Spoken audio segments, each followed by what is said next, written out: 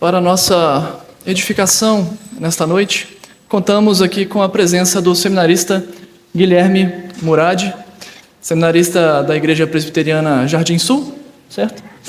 Em São José dos Campos, quarto-anista do Seminário Presbiteriano José Manuel da Conceição, meu amigo pessoal, companheiro de muitas lutas lá no seminário, estará hoje trazendo para nós a palavra do Senhor.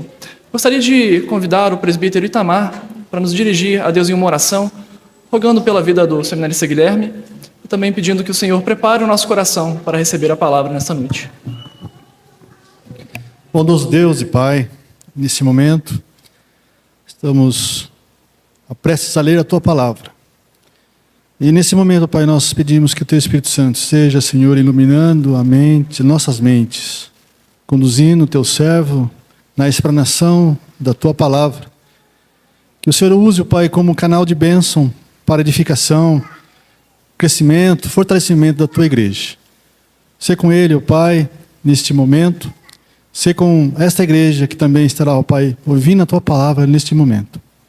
Que a ação do Teu Espírito Santo e o mover do Teu Espírito Santo esteja em cada um de nós. Que possamos aqui, ó Pai, ouvirmos com reverência, zelo e atenção e guardarmos a Tua palavra nos nossos corações para não pecarmos contra Ti.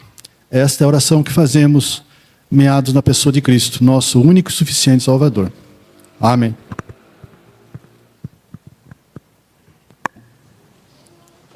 Graça e paz, amada igreja. Para mim é um privilégio, uma alegria estar com os irmãos nesta noite para pregar a palavra do Senhor. Estou muito feliz por essa oportunidade.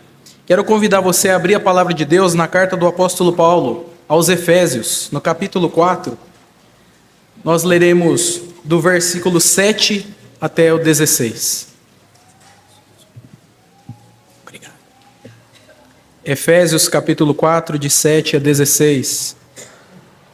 O tema da mensagem desta noite é: sirva a Deus com os seus dons.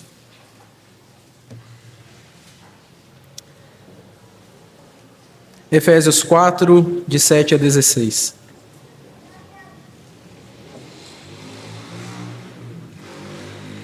Diz assim a santa, inerrante e infalível palavra do nosso Deus.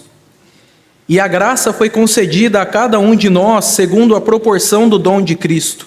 Por isso diz: quando ele subiu às alturas, levou cativo o cativeiro e concedeu dons aos homens. Ora, que quer dizer subiu, senão que também havia descido até as regiões inferiores da terra? Aquele que desceu é também o mesmo que subiu acima de todos os céus, para encher todas as coisas. E ele mesmo concedeu uns para apóstolos, outros para profetas, outros para evangelistas e outros para pastores e mestres, com vistas ao aperfeiçoamento dos santos para o desempenho do seu serviço, para a edificação do corpo de Cristo, até que todos cheguemos à unidade da fé e do pleno conhecimento do Filho de Deus, à perfeita varonilidade, à medida da estatura da plenitude de Cristo, para que não mais sejamos como meninos, agitados de um lado para o outro, levados ao redor por todo o vento de doutrina, pela artimanha dos homens, pela astúcia com que induzem ao erro. Mas, seguindo a verdade em amor, cresçamos em tudo naquele que é a cabeça, Cristo, de quem todo o corpo, bem ajustado e consolidado pelo auxílio de toda a junta, segundo a justa cooperação de cada parte, efetua o seu próprio aumento para a edificação de si mesmo em amor. Como eu disse, o tema da exposição é: sirva a Deus com os seus dons. Você já pensou como a igreja seria se todo mundo tivesse os mesmos dons? Se todo mundo fizesse as mesmas coisas? A gente sabe que existe a necessidade de variedade de dons para que a igreja funcione bem. E quando nós olhamos para o ensinamento bíblico a respeito dos dons espirituais, é exatamente isso que nós constatamos. Há uma variedade, há uma diversidade na distribuição dos dons espirituais. E diante dessa variedade de dons que a Bíblia nos apresenta, eu pergunto: o que você tem feito com os dons que Deus te deu? Como você os tem utilizado para o crescimento, a edificação ou não da igreja de Deus? Você tem utilizado os seus dons para ajudar a igreja no seu crescimento, no seu desenvolvimento? Isso que eu quero que você pense na mensagem desta noite. E eu quero dividir a mensagem em 4 partes. Em primeiro lugar, nós vamos considerar o doador dos dons, dos versos 7 a 10. Em segundo lugar, a natureza dos dons, no verso 11. Em terceiro lugar, o propósito dos dons, dos versos 12 a 14. E em quarto lugar, a maneira correta de usar os nossos dons, versos 15 e 16. Deixe-me dizer algo acerca do contexto dessa passagem. O apóstolo Paulo estava preso na cidade de Roma por volta do ano 62 da era cristã. Como está registrado ali no livro de Atos, no capítulo 28, Paulo estava numa prisão domiciliar, então ele tinha liberdade para receber pessoas, para pregar o evangelho. Não era ainda a prisão onde ele ficou quando ele escreveu a segunda carta a Timóteo, que já era a antessala do martírio. Quando Paulo escreve a segunda carta a Timóteo, ele está esperando a sua morte chegar, já estava bem próximo. Mas aqui na carta aos Efésios, Paulo ainda tinha liberdade para receber pessoas, para pregar a palavra de Deus. E é justamente nesse contexto que ele escreve essa carta. E nós percebemos isso quando nós olhamos para o capítulo 3, verso 1, quando ele diz: por esta causa eu, Paulo, sou prisioneiro de Cristo Jesus por amor de vós, gentios. Também no capítulo 4, verso 1, ele vai dizer que está preso. Quando ele diz assim: rogo-vos, pois eu, o prisioneiro no Senhor, que andeis de modo digno da vocação a que fostes chamados. Então Paulo está nessa situação, está preso, e ele escreve a essa igreja que ele havia fundado em uma das suas viagens missionárias, como está registrado no livro de Atos. A cidade de Éfeso era uma cidade dominada por paganismo, por misticismo, era uma cidade marcada por imoralidade.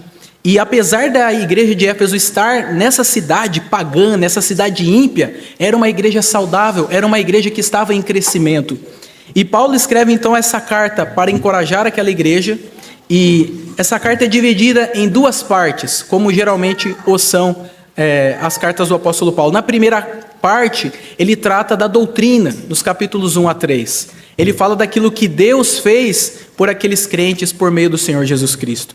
Ele fala que eles foram eleitos antes da fundação do mundo, foram escolhidos pelo Senhor para pertencerem a Ele. Fala da obra redentora de Cristo, fala que eles foram selados pelo Espírito Santo da promessa, fala que eles foram salvos somente pela graça, mediante a fé no Senhor Jesus. E ele também fala que agora aquele muro de separação que existia entre judeus e gentios foi derrubado por meio da cruz de Cristo. Não há mais separação. Judeus e gentios na igreja do Senhor constituem uma nova humanidade, um só corpo. E isso para aqueles irmãos era algo assim totalmente novo, inédito, porque era algo que ainda não estava tão claro no Antigo Testamento, mas que Paulo diz que sempre foi o plano de Deus, que judeus e gentios constituíssem um só corpo, como ele diz no capítulo 3, verso 6, que os gentios são cordeiros, membros do mesmo corpo e coparticipantes da promessa em Cristo Jesus por meio do Evangelho. A partir do capítulo 4, nós temos então a parte prática da carta. É como se Paulo dissesse: irmãos, a partir de tudo aquilo que Deus fez por vocês em Cristo, é assim que vocês devem se portar, é assim que vocês devem viver. Por isso que ele diz que eles devem andar de modo digno da vocação a que foram chamados. E o que nós observamos nos versículos 1 a 6 do capítulo 4 é que Paulo vai focalizar na unidade da igreja. Ele utiliza várias vezes a palavra, o termo, um só corpo, um só espírito, a partir do verso 4 do capítulo 4, como também fossem chamados numa só esperança da vossa vocação. Há um só Senhor, uma só fé, um só batismo, um só Deus e Pai de todos, o qual é sobre todos, age por meio de todos e está em todos. A grande ênfase, portanto, no início do capítulo 4 é a unidade que caracteriza a igreja. No entanto, a partir do verso 7, que é o nosso texto que nós lemos, Paulo vai dizer que há uma diversidade no meio dessa unidade que é a igreja. Ele nos ensina então que unidade não é sinônimo de uniformidade, porque há uma diversidade na distribuição dos dons espirituais, como nós veremos. Então, sirva a Deus com os seus dons, considerando em primeiro lugar o doador dos dons. Observe aí a partir do verso 7, que Paulo vai dizer. Verso 7, e a graça foi concedida a cada um de nós, segundo a proporção do dom de Cristo. Esse termo graça que ele utiliza aqui, não é sinônimo de graça salvadora, como ele utiliza essa palavra no capítulo 2, verso 8, é um texto bem conhecido da carta aos Efésios, quando ele diz: porque pela graça sois salvos mediante a fé, isso não vem de vós, é dom de Deus. No capítulo 2, verso 8, a palavra graça se refere à graça salvadora de Deus. Só que aqui no nosso texto, no versículo 7 do capítulo 4, Paulo está falando da graça capacitadora do Senhor, a graça que nos habilita para servir o corpo de Cristo. E ele diz que essa graça foi concedida a cada um de nós. Portanto, ele está falando aqui dos dons, das capacidades que Deus distribui na igreja. E o que são dons espirituais? Eu quero apresentar uma definição aqui para nós. Dons são capacidades concedidas pelo poder de Deus que habilitam pessoas para serviços específicos. Repito, dons são capacidades concedidas pelo poder de Deus que habilitam pessoas para serviços específicos. E a primeira coisa que nós podemos observar, olhando o verso 7, é que dons são recebidos por graça e não por mérito. Paulo deixa claro, porque ele diz que essa graça foi concedida a cada um de nós. É uma graça, é uma dádiva de Deus. Essas capacidades que Deus nos dá para servir o corpo são dádivas que Ele nos concede. Não somos nós que, por nossa própria capacidade, pela nossa inteligência, adquirimos essas coisas. É algo que nós recebemos por graça da parte do nosso Deus. Paulo utiliza essa palavra graça para se referir a essa graça capacitadora também no capítulo 3, versos 7 e 8, quando ele diz: do qual fui constituído ministro, conforme o dom da graça de Deus, a mim concedida segundo a força operante do seu poder. Então Paulo diz que ele foi constituído ministro do Evangelho por conta dessa graça que Deus deu a ele, a graça que o capacitou. Então a primeira coisa que a gente aprende sobre os dons espirituais, olhando para o verso 7, é que eles são recebidos por graça e não por mérito. Em segundo lugar, nós podemos perceber que todos os cristãos recebem dons. Todos nós, porque ele diz: a graça foi concedida a cada um de nós, não a alguns de nós, não a apenas um pequeno grupo de pessoas, não. A graça capacitadora de Deus foi concedida a cada um de nós. A questão, portanto, não é se você tem dons espirituais ou não, mas é se você sabe quais são os dons que Deus te deu e como que você tem utilizado esses dons.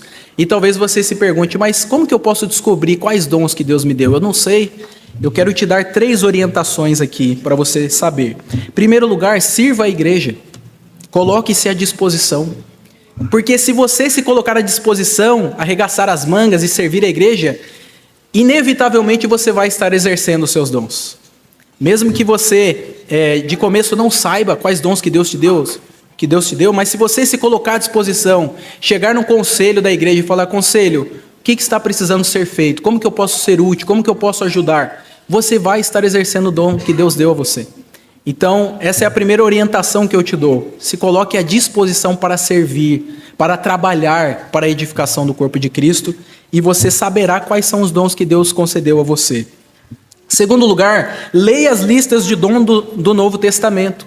Leia as listas de dons do Novo Testamento. Nós temos 5 listas de dons nas cartas do apóstolo Paulo, e também o apóstolo Pedro apresenta uma lista na sua carta. Essas listas não são exaustivas, mas há mais de 20 dons que são citados no Novo Testamento que podem servir de orientação para você saber quais são os dons espirituais que Deus deu a você.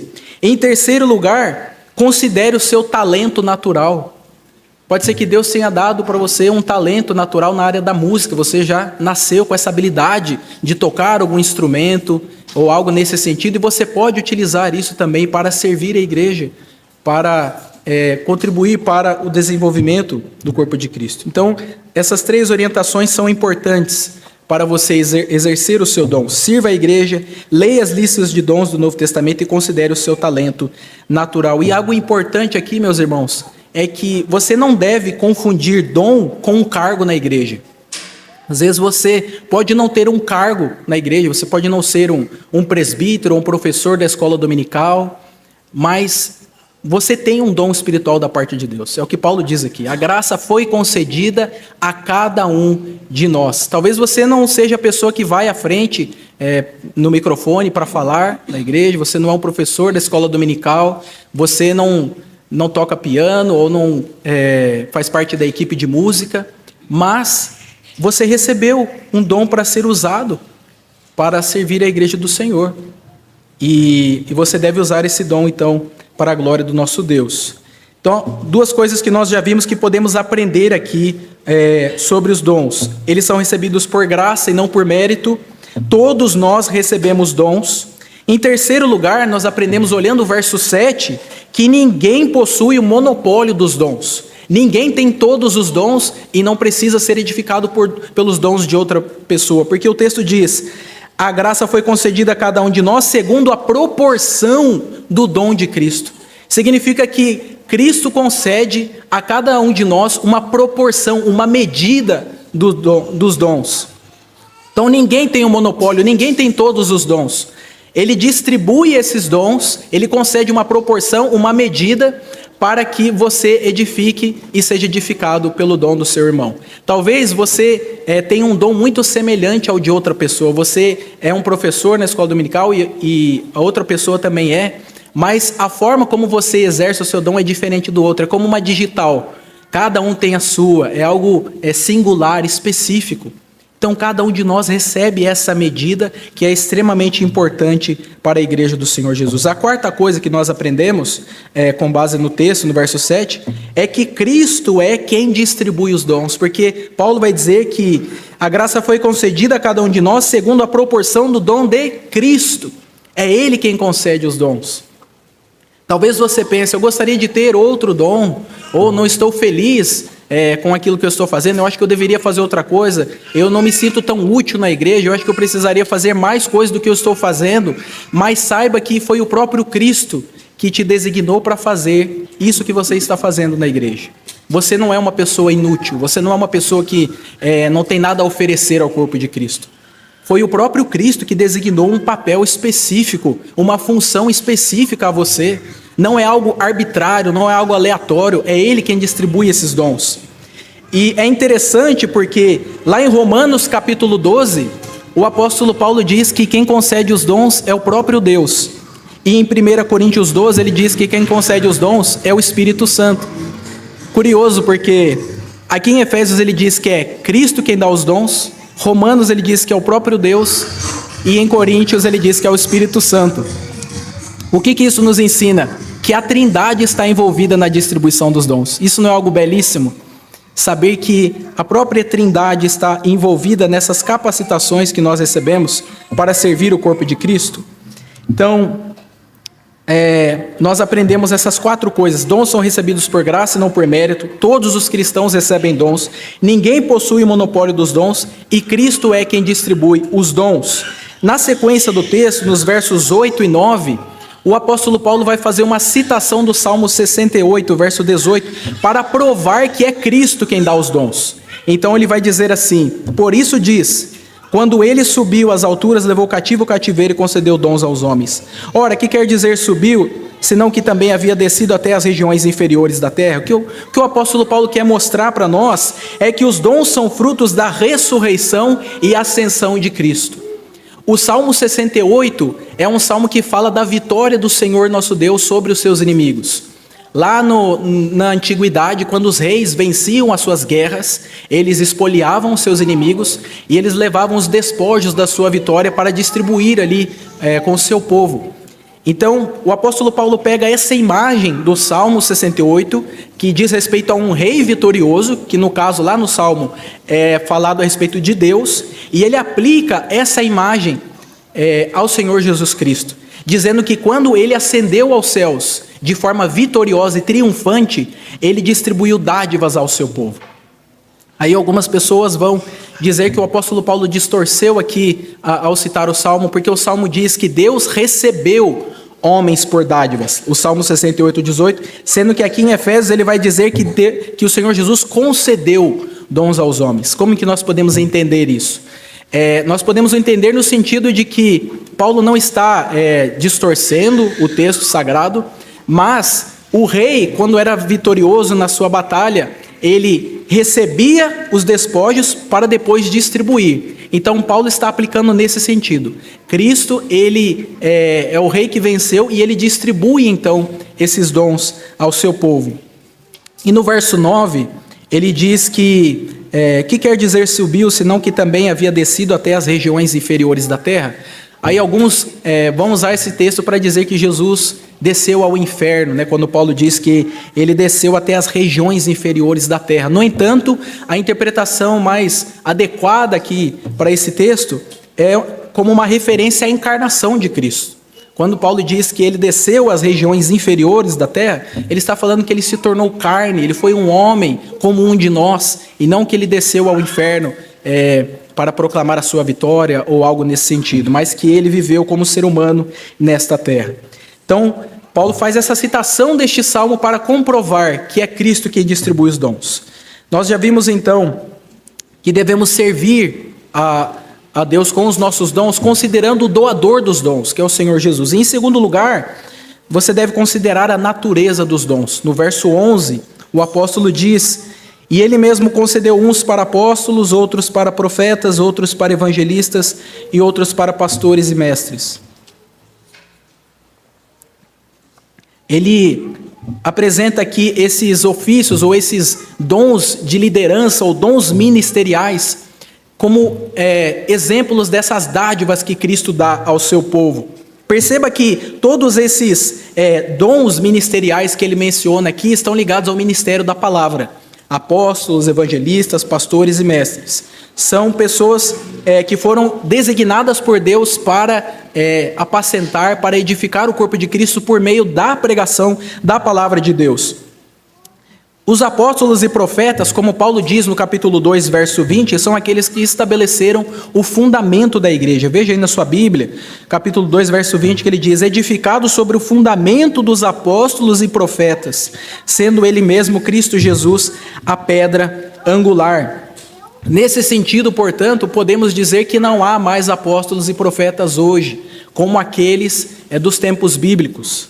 Os apóstolos, como o reverendo Augusto Nicodemos vai dizer no seu livro sobre esse tema, apóstolo bom é apóstolo morto, no sentido de que é só os 12 que Jesus chamou e o apóstolo Paulo. Por quê? Porque foram homens escolhidos pelo próprio Cristo, foram testemunhas da sua ressurreição, foram homens que receberam autoridade para expulsar demônios, para fazer milagres, para fazer coisas extraordinárias.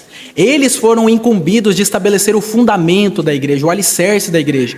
E uma vez que o fundamento já foi estabelecido, não há mais necessidade de apóstolos hoje.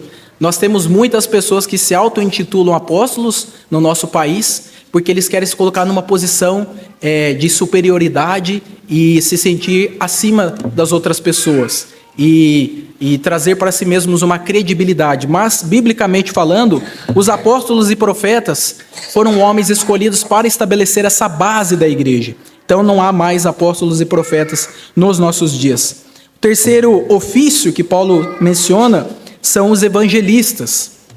E nós temos mais duas menções de evangelista no Novo Testamento. Em Atos 21, verso 8, há uma referência a Filipe, o evangelista, um dos 7 diáconos, que tinha 4 filhas, mulheres, o texto vai dizer, e ele era alguém que saía pelas cidades, pelas regiões, pregando a palavra de Deus, exercendo o seu ofício de evangelista. E a outra referência é a Timóteo. Lá em 2 Timóteo, capítulo 4, verso 5, Paulo diz a Timóteo: faze a obra de um evangelista, cumpre cabalmente o seu ministério. Nós podemos entender que o ofício de evangelista permanece nos nossos dias, porque você deve conhecer pessoas que têm a facilidade de comunicar o evangelho. Nós sabemos que todos nós temos esse dever de pregar a palavra de Deus às pessoas que nós conhecemos, pessoas com as quais nós convivemos, mas há algumas pessoas que têm essa facilidade na comunicação da palavra de Deus. São pessoas que têm esse dom de evangelista, como Paulo coloca aqui, e é um dos ofícios que foram dados pelo próprio Cristo. E o quarto grupo que Paulo cita são os pastores e mestres, e nós devemos entender aqui como se referindo a um único ofício. Ele não está falando de duas coisas diferentes, mas ele está falando de pastores que também são mestres. E E como nós podemos entender isso daqui? Todo pastor é mestre, mas nem todo mestre é pastor.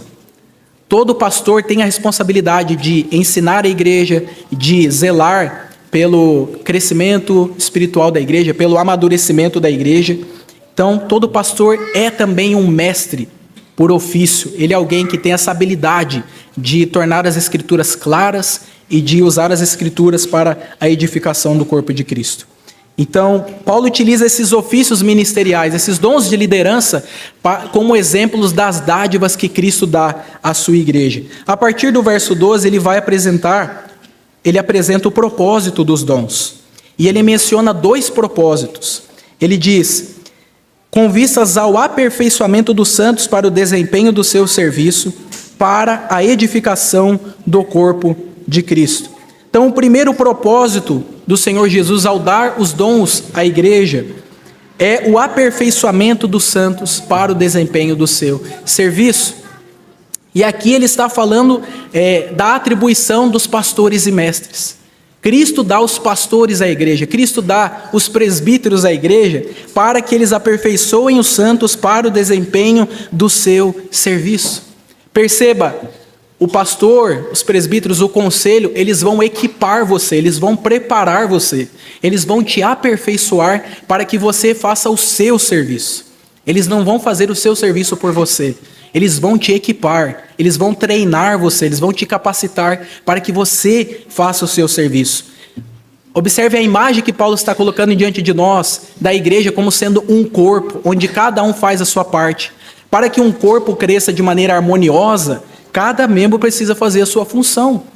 E o conselho, o pastor vai equipar você para você fazer a sua função, para que você saiba qual é a sua atribuição, a sua parte no corpo de Cristo, e você faça a sua parte. Então, isso é importante compreender, porque há muitas ideias equivocadas sobre a igreja. Há pessoas que imaginam que a igreja é como se fosse uma pirâmide. O pastor está no topo, enquanto os outros estão numa posição de inferioridade. E o pastor está ali dominando sobre a igreja. Não é essa a imagem.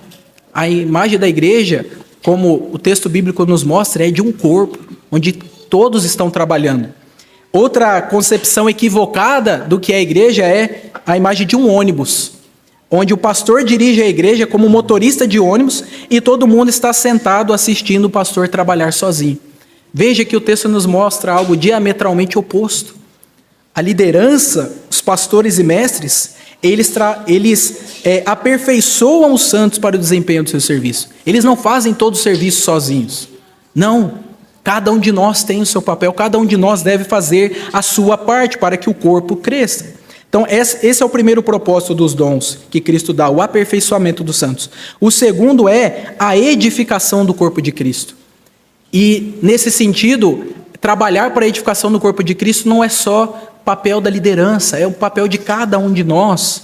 Todos nós, cada um de nós é responsável por edificar o corpo de Cristo. E nós fazemos isso servindo uns aos outros, usando os nossos dons para edificar o corpo de Cristo. Você que é professor da escola dominical, talvez você ache difícil muitas vezes dar aula ali para as crianças, dá muito trabalho, muita dificuldade, mas saiba que ao perseverar em usar esse dom que Deus te deu para ensinar as crianças, você está trabalhando para edificar o corpo de Cristo. Ou qualquer outra coisa que você esteja fazendo, você vai enfrentar dificuldades, sim, mas você está trabalhando para a edificação do corpo de Cristo. Então persevere, não desista, não desanime, continue fazendo o que você está fazendo. Você está servindo na área da música, continue firme, você está edificando o corpo de Cristo. Veja como isso é algo glorioso. Você trabalhar para fazer a igreja do Senhor Jesus crescer. Foi para isso que Ele te deu o dom que você tem. Para você trabalhar para isso. Para que o corpo dele cresça. E aqui nós podemos ver que dons não são para exibicionismo e autoengrandecimento. O seu dom deve ser usado em favor do corpo. É muito triste quando nós vemos pessoas que querem usar o seu dom para aparecer, para se mostrar, para se exibir, para receber os aplausos. Veja, o propósito não é esse, é a edificação do corpo de Cristo. Não é para exibicionismo. Por outro lado, é bonito ver pessoas usando os seus dons para edificar o corpo. Bonito ver pessoas servindo com alegria, com esmero, com dedicação para a igreja do Senhor. Nós vemos a utilização de dons para exibicionismo lá na igreja de Corinto. Era esse um dos problemas principais daquela igreja, marcada por divisões.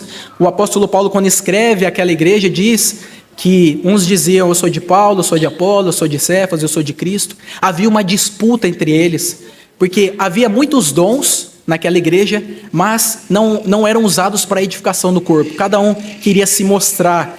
E não é por acaso que lá no capítulo 13 da carta aos Coríntios ele vai falar sobre o amor. Muitas vezes, quando a gente lê 1 Coríntios 13, a gente acha que Paulo está falando de casamento, que pode ser aplicado ao casamento, mas na verdade ele está falando naquele contexto de divisões daquela igreja, que tinha muitos dons, mas não tinha amor. Por isso que ele fala: se eu não tiver amor, serei como o bronze que sou, ou como símbolo que retine. Se eu não tiver amor, nada me aproveitará. Então, o dom deve ser usado para edificação do corpo. 1 Coríntios 12, 7, o apóstolo diz: a manifestação do Espírito é concedida a cada um visando a um fim proveitoso. 1 Pedro 4,10, serviam uns aos outros, cada um conforme o dom que recebeu, como bons despenseiros da multiforme graça de Deus. Esse é o propósito dos dons. É o aperfeiçoamento dos santos para o desempenho do seu serviço, a edificação do corpo de Cristo. E a partir do verso de número 13, o apóstolo vai mostrar 3 objetivos da igreja como corpo de Cristo. O primeiro deles é chegar à unidade da fé e do pleno conhecimento do Filho de Deus. O segundo é alcançar a perfeita varonilidade. E o terceiro, a medida da estatura da plenitude de Cristo. Veja que no verso 13 ele diz: até que todos cheguemos à unidade da fé. Todos. Ninguém deve ficar para trás. Todos nós devemos alcançar a unidade da fé. O que seria essa unidade da fé? Fé aqui no sentido de corpo de doutrina. Todos nós devemos crer as mesmas coisas, ter a mesma confissão de fé, crer de modo uniforme nesse sentido. Não pode ter na igreja um crendo de uma forma, em uma doutrina, e o outro de outra maneira. Não, todos nós devemos ter essa unidade de crença, de corpo doutrinário. E não apenas isso, mas chegar também ao pleno conhecimento do Filho de Deus. O Senhor Jesus Cristo é infinito em toda a sua beleza, em todo o seu ser, e nós vamos passar a nossa vida toda aprendendo mais e mais a respeito dele, e não alcançaremos ainda o pleno conhecimento do Filho de Deus. Você vai passar a sua vida toda aprendendo, estudando a respeito da pessoa do Senhor Jesus, e você não vai alcançar o pleno conhecimento dele, porque ele é infinito. A sua glória, a sua majestade são infinitas, mas isso não significa que nós vamos nos contentar com aquilo que nós já aprendemos de Cristo. Não, nós devemos querer sempre mais, sempre progredir, sempre avançar e conhecer mais e mais plenamente o Filho de Deus. Outro objetivo da igreja, como ele coloca, é alcançar a perfeita varonilidade. O que seria isso? Ele está se referindo à maturidade espiritual. Nós devemos caminhar para alcançar a maturidade, meus irmãos. É triste olhar para a igreja e ver que há pessoas que estão há muito tempo na igreja, que já ouviram muitos sermões, já participaram muito de escola dominical, já tem muita vivência na igreja, mas são pessoas imaturas. O pastor vai chamar a atenção por uma coisa simples, a pessoa faz cara feia, não aceita, sai da igreja, nunca mais aparece. Pessoas que não têm maturidade espiritual. E o apóstolo está dizendo que um dos objetivos nossos como corpo de Cristo é alcançar a perfeita varonilidade, a maturidade espiritual. Nós crescermos na nossa fé, a ponto de sermos pessoas que conhecem plenamente o Filho de Deus e que têm maturidade. Um outro objetivo que ele menciona é a medida da estatura da plenitude de Cristo. Em todas as áreas da nossa vida devemos procurar ser mais parecidos com Cristo. Veja como o nosso alvo, o objetivo da vida cristã é algo elevado. É nós atingirmos a medida da estatura da plenitude de Cristo. O que ele está dizendo é que o seu alvo como cristão é ser mais e mais parecido com o próprio Cristo Jesus. É ser mais e mais santo, puro como Cristo. Isso é algo que é totalmente desafiador para nós, não é verdade? É um alvo extremamente elevado que nós devemos perseguir diariamente, ser como Cristo, orar para que Deus nos conforme mais e mais à imagem do seu Filho. No verso 14, o apóstolo apresenta aquilo que é o oposto da maturidade, quando ele diz: para que não mais sejamos como meninos, agitados de um lado para outro e levados ao redor por todo o vento de doutrina, pela artimanha dos homens, pela astúcia com que induzem ao erro.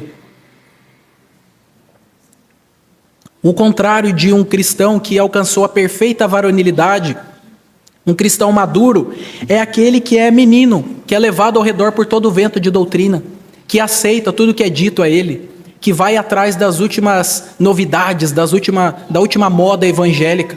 Há crente que é assim. Um dia está participando de um evento na igreja que é fundamentado na palavra de Deus, é algo verdadeiro. No outro dia ele já está ouvindo um pregador que prega heresias, que não fala nada que seja verdadeiro, porque são meninos, são imaturos, pessoas que não alcançaram a maturidade espiritual da qual Paulo está dizendo aqui, e que são presa fácil dessa artimanha dos homens que ele apresenta aqui nesse texto, que utilizam de astúcia para induzir pessoas ao erro. E é o que nós vemos no nosso país. Homens que agem de má fé, que utilizam a fé cristã como fonte de lucro, que enganam pessoas. Pelo fato das pessoas não buscarem a maturidade, elas são presa fácil, elas acabam sendo levadas por esses ventos de doutrina. E nós devemos estar atentos em relação a isso.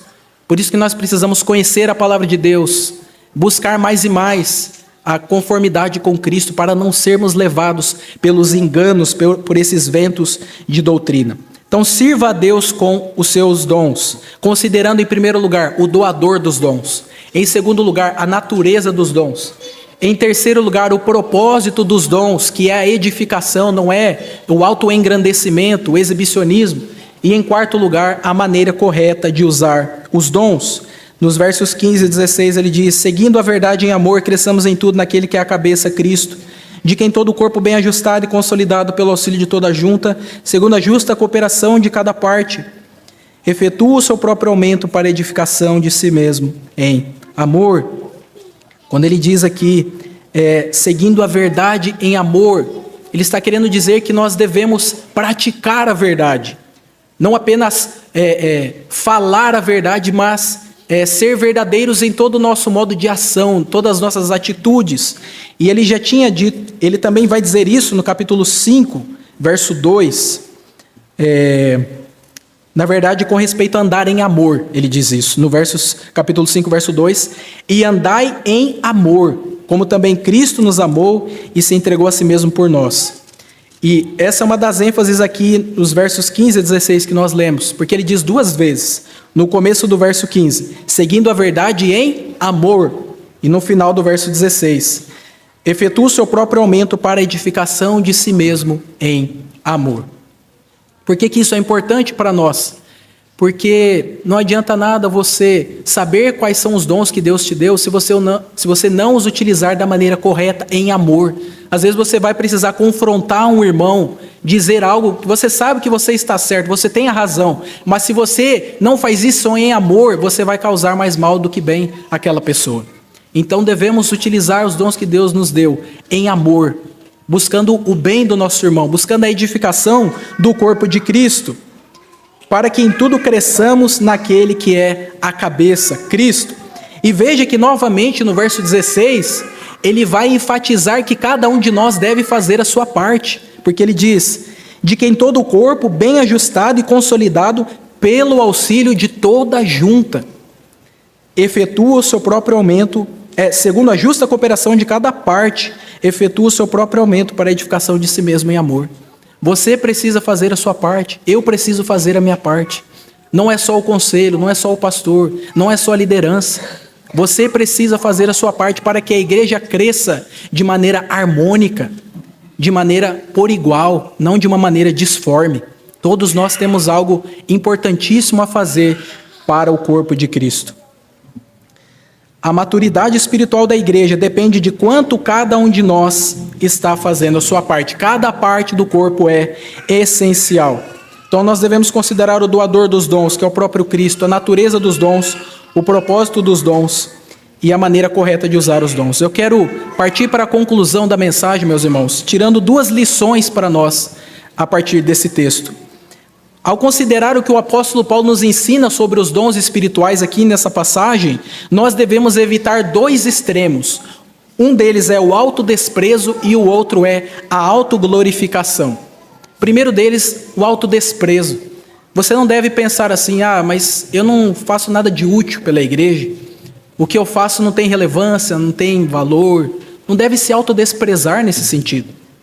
Por mais que você esteja fazendo algo que aos seus olhos é pequeno, é insignificante, é algo que não faz diferença para a igreja, saiba que foi o próprio Cristo que te colocou nessa posição para você fazer o que você está fazendo. Portanto, não se autodespreze, não se autodeprecie, mas saiba que você está desempenhando algo que é importante para a igreja. Porque, como nós vimos, é o próprio Cristo quem distribui os dons, de acordo com a sua vontade, de acordo com a proporção que Ele quis dar a cada um de nós. Então, não fique pensando que você é inútil, que você não está edificando o corpo. Não. Se coloque à disposição para servir, chegue no conselho e diga, o que eu posso fazer para ajudar, para ser útil? E sirva. E não fique se autodepreciando, porque não é o ensinamento que Paulo está nos trazendo aqui. Segundo lugar, então, nós devemos evitar a autoglorificação, que é o oposto do autodesprezo. Você não deve se achar inútil, mas também não deve achar que você pode fazer tudo e não depende das outras pessoas. Não se autoglorifique. Não ache que você não precisa dos outros, que você se edifica a si próprio. Não. Você depende dos dons das outras pessoas que Deus colocou na igreja. Então, não fique insuflado, não seja orgulhoso a ponto de você pensar que pode ser um cristão sozinho, sem depender das outras pessoas. E agora eu quero me dirigir a você que está aqui nessa noite, mas ainda não é um cristão, ainda não firmou um compromisso com uma igreja, ainda não fez a sua profissão de fé, ainda não é membro da igreja. Eu quero te dizer que se você está aqui nessa noite e ainda não é um cristão, você ainda está em cativeiro.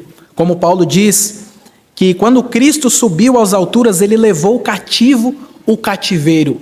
Esse cativeiro que ele se refere aqui é o cativeiro da morte espiritual, o cativeiro de Satanás que nos mantinha presos. E se você não está em Cristo, você ainda está nesse cativeiro. Você ainda precisa ser redimido, precisa ser transformado. E é a oportunidade de você buscar a Cristo nessa noite, pedir que Ele redima a sua vida, que Ele te transforme, que Ele te salve, que Ele te dê um novo coração. Faça isso nessa noite, busque-o, e Ele certamente ouvirá você, e te tirará desta condição, e te colocará no corpo de Cristo. Que Ele nos abençoe, irmãos, e nos ajude a servi-lo com os nossos dons, sabendo que cada um de nós tem algo relevante, algo importante para a edificação do corpo de Cristo. Que Ele nos abençoe. Amém.